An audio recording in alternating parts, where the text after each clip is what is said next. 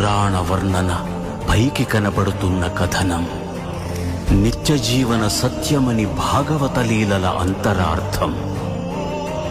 జరుగుతున్నది జగన్నాటకం, జరుగుతున్నది జగన్నాటకం.